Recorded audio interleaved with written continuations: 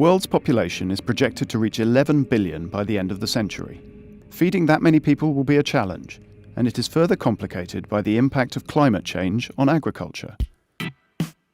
That is why some people advocate an unusual way to boost the food supply and feed people sustainably, by eating less meat and more insects.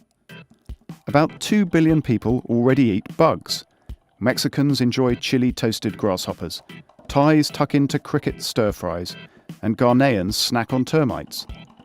Insects are slowly creeping onto Western menus as novelty items, but most people remain squeamish. Yet there are 3 reasons why eating insects makes sense. First, they are healthier than meat.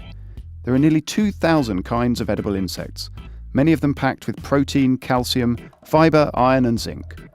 A small serving of grasshoppers can contain about the same amount of protein as a similar-sized serving of beef, but has far less fat and far fewer calories. Second, raising insects is cheap or free. Little technology or investment is needed to produce them. Harvesting insects could provide livelihoods to some of the world's poorest people. Finally, insects are a far more sustainable source of food than livestock. Livestock production accounts for nearly 1/5 of all greenhouse gas emissions. That's more than transport.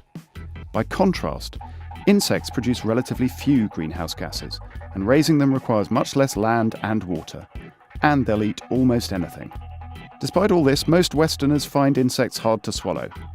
One solution is to use protein extracted from bugs in other products, such as ready meals and pasta sauces. Not having to look at the bugs and emphasizing the environmental benefits might make the idea of eating insects a bit more palatable.